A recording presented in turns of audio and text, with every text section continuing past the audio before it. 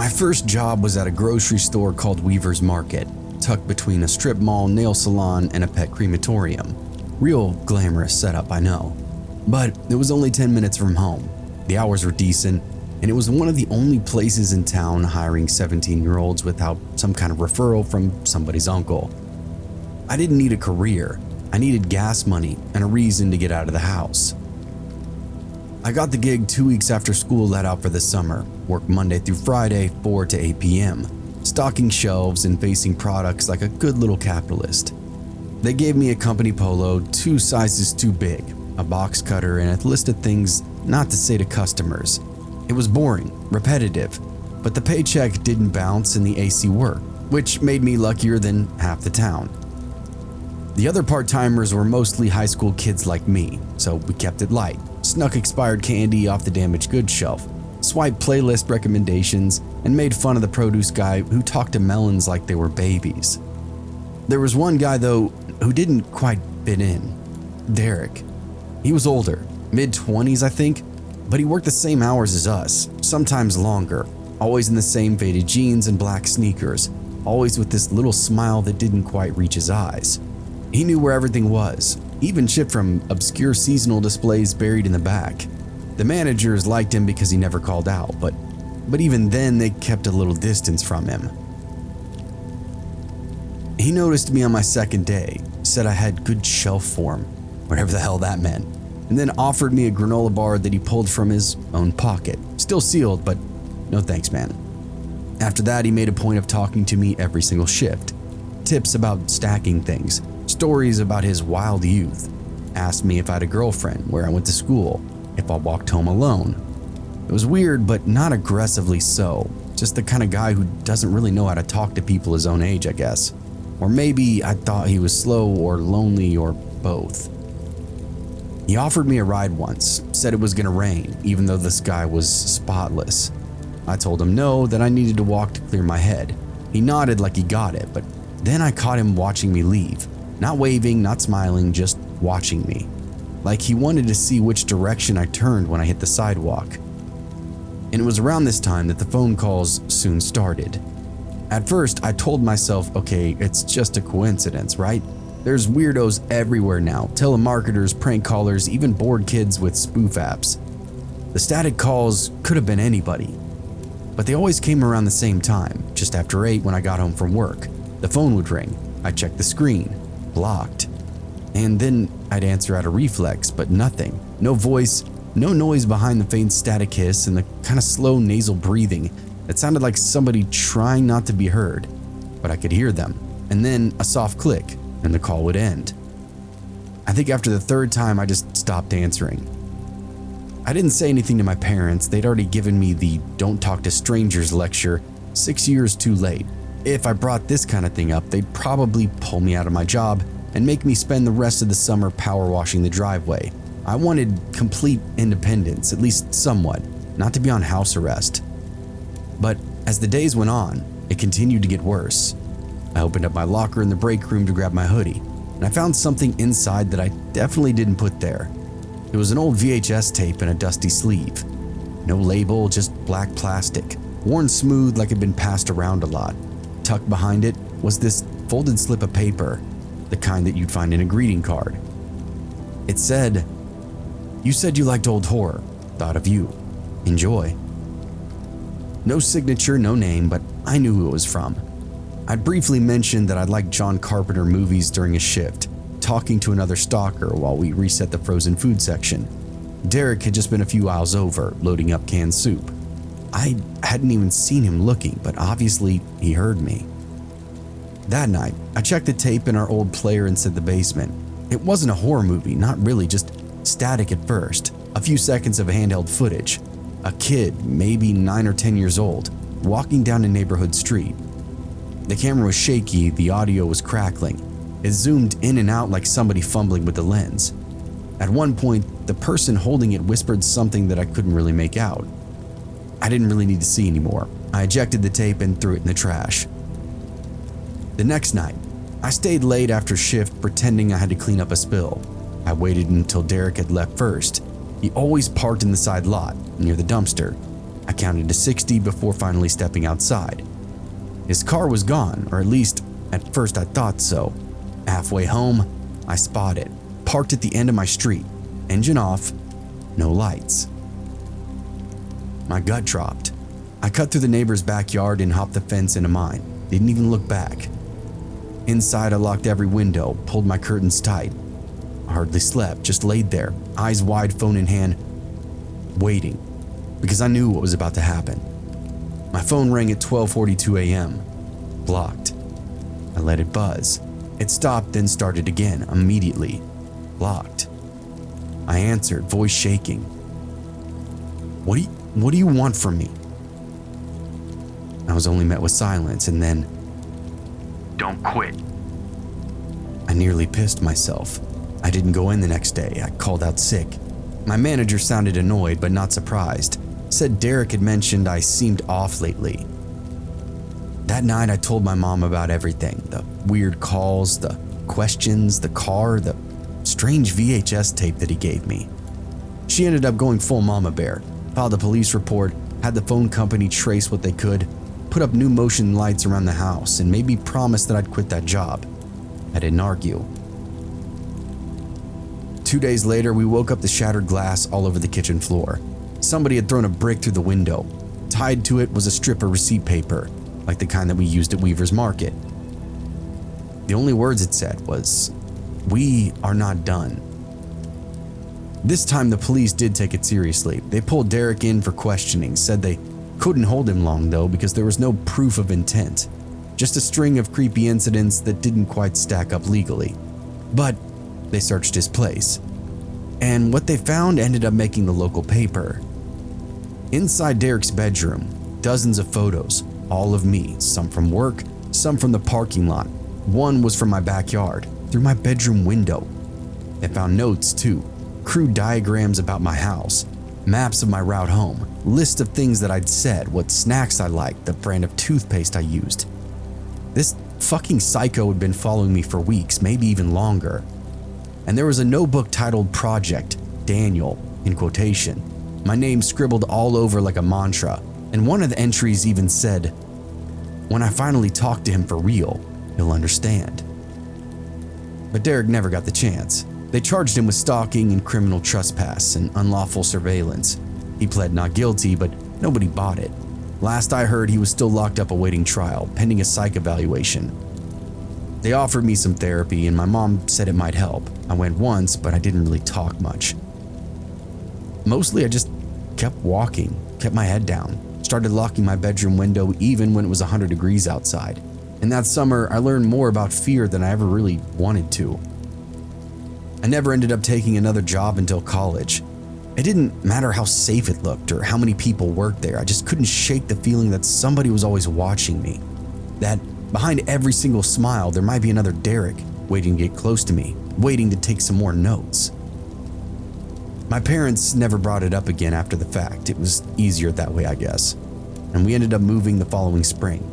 New neighborhood, new locks, and I started fresh, more or less.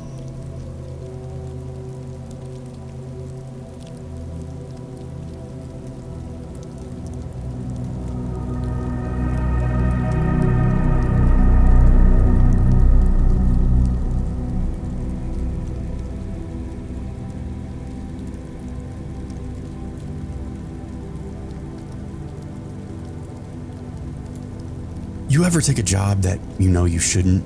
Not because it's dangerous or illegal, just because you've got that tight little feeling in your gut like something isn't right. And yeah, that was this one. I'm a single dad, 43. Used to be a welder and a union guy, before the back pain started showing up with more attitude than my ex-wife. After I got laid off, I took what I could find. Landscaping, maintenance, security, anything to keep the lights on, and my daughter in her summer dance camp. This job was night shift security and emergency call response at a warehouse construction site out in Temecula. Big commercial project, one of those ugly concrete boxes that looked like a prison even before the walls went up. They hired me out as a subcontractor, no benefits, no pension, just $12 an hour and a clipboard with my name on it. I started 2 weeks in July. hot enough to boil the piss out of you during the day, but at night the desert would cool off, and the wind made that metal scaffolding sing. It was kind of peaceful in this weird way. Long stretches of silence, broken up only by the occasional hum of a generator or a loose tarp flapping against steel. Most of my nights out there were dead quiet. I'd walk the perimeter once an hour, log in the book, check for trespassers or broken equipment. Sometimes I'd spot a coyote or even a raccoon digging through the trash. Nothing too dramatic. The Tuesday in particular started off the same way every other one did. Normal rounds, stars overhead, empty snack machines humming by the trailer office. I just logged in my 10 p.m. sweep when the radio crackled up. Dispatch told me there was a flicker in the northeast sector by the staging zone for the rebar delivery. No big deal, power hiccups happen all the time. I grabbed my flashlight, shrugged into my jacket, and then headed down the gravel path between equipment sheds. It was darker back there than normal. That part of the site didn't really have any lighting yet, just temporary cones on generators that we were told not to run unless we absolutely had to. Save money, they said. I made it halfway down the path when the ground disappeared. 1 second I'm stepping on a solid earth, the next the world is dropping out from underneath me. I didn't have time to shout, just a breathless, "Oh shit!" Then nothing but dirt and gravity. When I hit bottom, my left leg bent the wrong way, snapped like a wishbone. I screamed so loud that I thought I was about to pass out. But nobody heard me, because I was 20 feet underground, alone. And the rebar crews were scheduled to return at dawn. I laid there in the dark, sucking air through clenched teeth, trying not to puke from the pain. My leg was completely ruined, broken for sure. I could feel the bone pushing against the inside of my jeans, slick with something warm. My flashlight had flown out of my hand during the fall, landed a few feet away, casting this narrow beam across the dirt and coils of rebar. Everything beyond that was black, thick and absolute. I reached for my belt radio. It was smashed, crushed in the fall or on the way down. My phone? That was in my front pocket of my work shirt, which had ripped open on some exposed steel rods. It was gone, maybe lying in the dirt somewhere very near me, but I couldn't see it, so it didn't really matter. I tried yelling again, but my voice echoed off the walls, then faded off into nothing. No answer, no movement above me. Just me buried alive in a damn trench I didn't even know existed. You'd think a site like that would have something marked or flagged, fenced off, OSHA, right? But no. We were between inspections, the city had delayed permits, and the crew had left early that week, which meant no tape, no barriers, no warning signs, just a raw hole in the earth waiting to be filled. And of course with me now inside it. Stupidly, I tried to stand and nearly blacked out from the pain. The only thing I could do was drag myself into this sitting position, propped up against the angled side of the pit, leg at this grotesque angle. I shivered, but not from the cold. It was still 70 degrees out, but from the primal realization that if nobody came, I'm not getting out of here. I checked my watch. It was 10:13 p.m. The crew would not be back here until morning, 9 hours at least. I tried shouting every 30 minutes or so, screamed until my throat was raw, but there was nothing up there but steel and stars. Around midnight, the pain changed. It got duller and fuzzier. I knew that wasn't a good sign. I'd seen enough injuries on the job site to know when the shock would start to take over. My mouth was dry, my ears were buzzing. I needed water, I needed help. I needed somebody to realize that I wasn't just on a bathroom break or dicking around in a trailer. And then I noticed the rats, 2 of them, maybe 3. They came up from this little drainage gap in the far corner of the trench, sniffing around at first, then creeping closer to my boots. I kicked out weakly with my good leg and they scattered, but didn't go far, just waited in the shadows, watching. I sobbed. I'm not proud of it, but it came out of me in wet, breathless chokes. I'm not a tough guy. I was a dad who read bedtime stories, paid his taxes, and tried not to drink before dinner. And I was gonna die inside this hole behind a goddamn warehouse. At some point I drifted. I don't know if I blacked out or just slept, but I came to with dirt hitting my chest. A little at first, soft like rain, then more. Chunks of gravel bouncing off my shoulder, dust clouding the flashlight beam. I looked up, squinting at the fall. Something was happening above me. Voices, muffled shouts, machinery starting up. A dozer. My blood went cold. They were filling up the trench.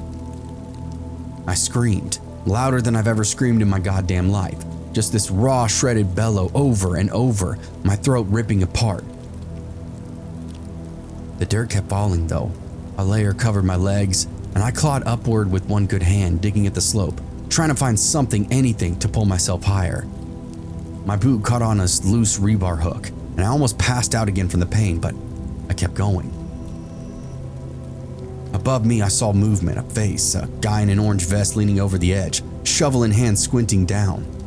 And then I heard him shout, "Jesus, there's somebody down there!"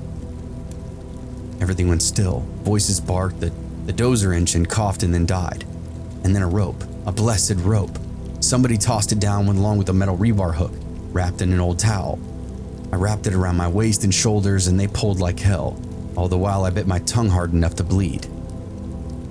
It took 4 men to get me out, and when I hit the surface, everything tilted. The sky spun. The last thing I saw before I passed out was this big-ass man in a hard hat shouting, "How the hell did he get down there?" I came to in the back of an ambulance, strapped down, oxygen in my nose, IV in my arm. A paramedic kept asking me what day it was. I didn't answer. I just kept mumbling, "You're gonna bury me. You're gonna bury me." They took me to County General. Compound fracture, blood loss, dehydration, minor concussion. I spent 4 days inside a room that stank of antiseptic and latex gloves, listening to machines beep and wondering how deep that trench really was and how close I'd come to vanishing completely inside it. They never filled out the full incident report because too much liability, of course. The site manager came by once, offered to cover my deductible as a courtesy. He couldn't look me in the eye, none of them could. But still to this day, here's the part that really gets to me. 3 days after they pulled me out, I got a text from my boss and was effectively relieved of my job. I think they were worried about getting sued, which honestly, maybe I should have. My leg and back have never been the same since it either. Now I'm back in the welding industry, but more as an instructor and consultant. And you won't catch me working overnights anywhere near an open pit.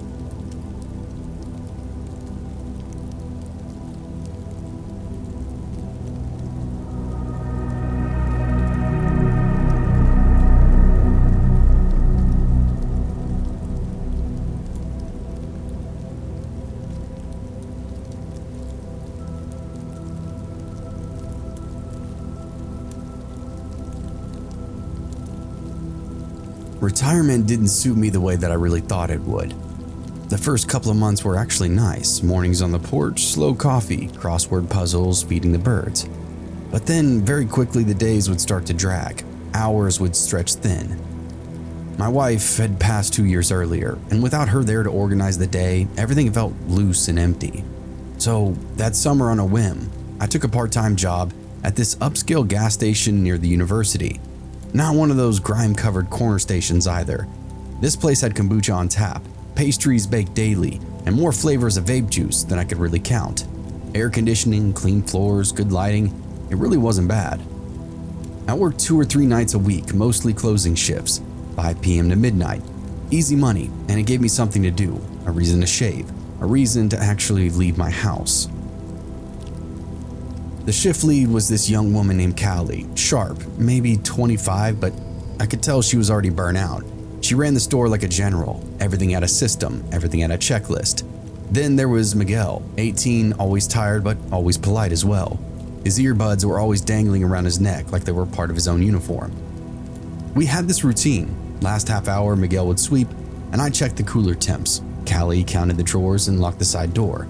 So by midnight, we were usually out the door before the automatic lights would even kick on. It was quiet work mostly, until it wasn't. The night in question was a Thursday, hot and monsoon season. The air felt swollen. Miguel was in the corner sweeping up this shattered kombucha bottle that somebody dropped earlier. Callie was in the back printing out a cash-out report. I stood at the register, flipping through a new pack of scratchers when the door chimed. 2 men walked in. Not college kids, not regulars. Skinny and twitchy. One wore a hoodie despite it being 98 degrees outside. The other kept his hand tucked under his shirt, scratching at something or hiding something. I couldn't tell. They split up almost immediately. One headed toward the snack aisle, the other straight to the back where the restrooms were.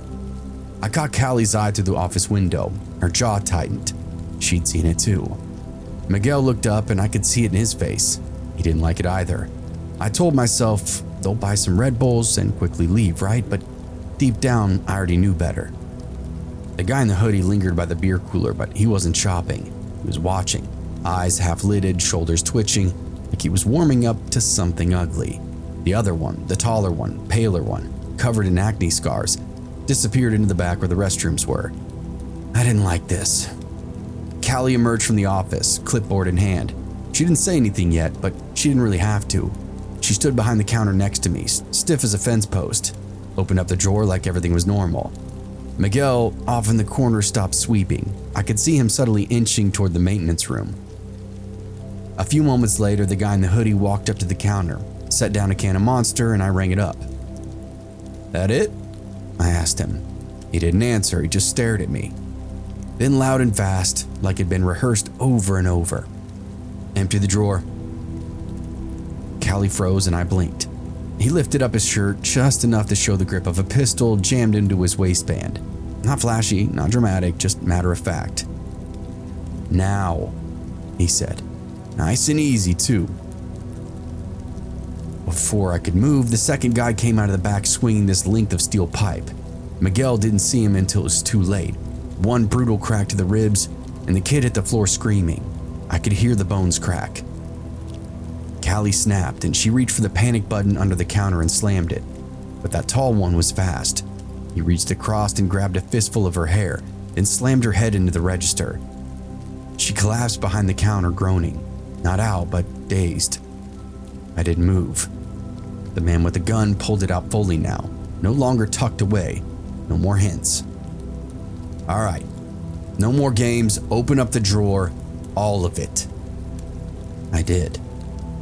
He grabbed handfuls of cash, shoving bills into his hoodie pocket. Then he turned to the scratchers, ripped off entire packs off the hook, stuffing them deep into his waistband. The tall one dragged Miguel behind the counter. The poor kid was crying now. Not from pain, he was begging, saying please over and over like a prayer. That's when I noticed the blood now pooling around Callie's face. The register drawer had cracked her cheek open. She wasn't responding, and her eyes were open but glassy. Something then broke inside of me. I reached for the fire extinguisher under the counter. Not a big one, but enough weight to knock a guy stupid if he got close.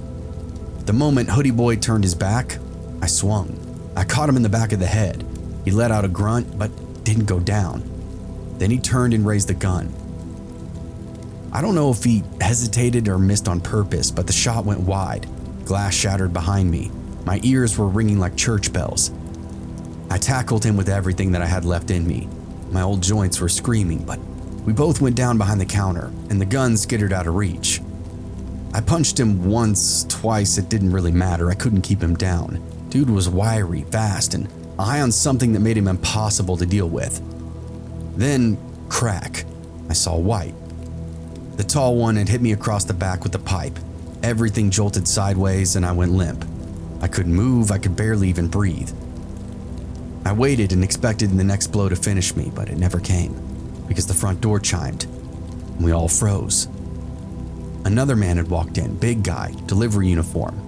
He stood there holding a plastic crate of pastries, blinking like he just stepped into a nightmare. The tall one bolted first, dragging his friend by the collar. They left the pipe, the scratchers, even half the cash on the floor and just ran. The delivery guy backed out, hands up. "I already called 911, he said, but it was clearly a bluff. They didn't care, they disappeared off into the night. I stayed on the floor, blinking through the fog of pain and blood and adrenaline, watching the little green numbers on the cash register tick to over midnight. The cops showed up 8 minutes later, and by then Callie had started to come round, mumbling nonsense through swollen lips.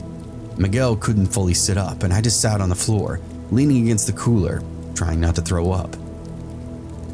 The EMT said I had a concussion, 2 cracked ribs, and a bruised kidney. Could have been worse. Miguel had a broken collarbone and maybe a fractured jaw. Callie, though, got the worst of it, a shattered cheekbone and a minor brain bleed. They said she'd be okay, but she needed surgery and weeks of recovery. The detectives pulled me aside before the ambulance left, asked me a few questions. Did I know the men? Had I seen them before? Did I remember what direction they ran? What they took? I answered what I could and gave what descriptions I could remember. They caught one of them 3 days later, I believe, the smaller one, Hoodie Boy. He'd been trying to pawn off stolen vape cartridges and scratchers in the next town over. Still had blood on his shirt. He didn't even put up a fight either. The other guy, Pipe Man, he disappeared, vanished off into the night like he was never real to begin with. As far as I know, they're still looking, but I doubt they'll find him. The gas station offered me a paid week off and I declined. They offered me to reassign me to day shift and I declined that too. Truth is, I haven't stepped foot inside a gas station since. Now you'd think that wouldn't happen in a clean corporate place with mood lighting and kombucha on tap, but monsters don't really give a damn about the ambience, do they? I'm retired again now, and I think for good this time. I sit on the porch in the mornings and watch the sun come up over the pines. I drink my coffee and read the paper, and pretend that I don't flinch when I hear footsteps behind me.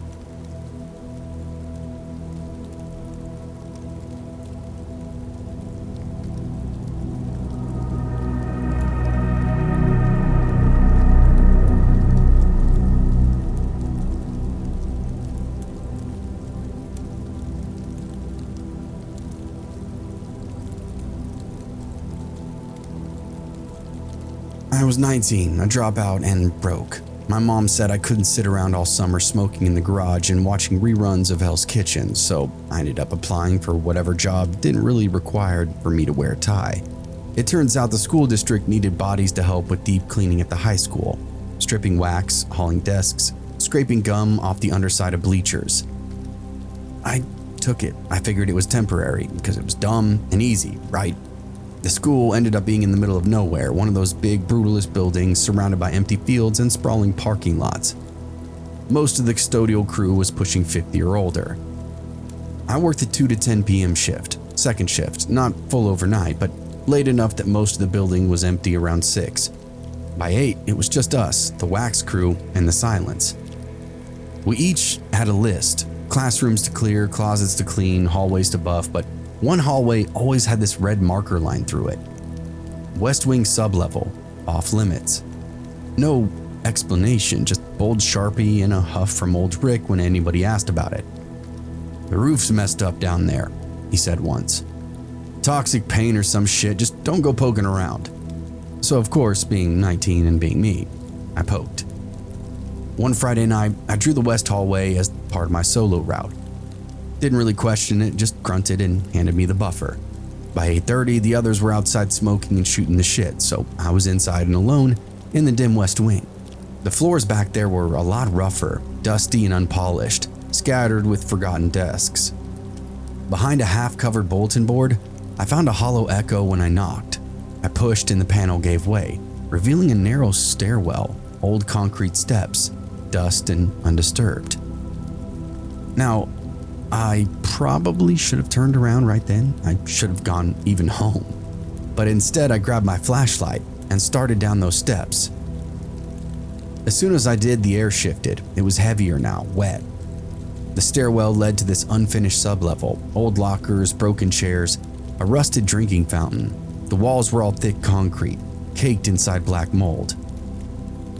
At the far end was this steel door with no handle, just a bolt, and it was unlocked. Inside, a room the size of a supply closet, soundproofed, padded walls, and a mattress on the floor with a rusted bucket and bolted chains.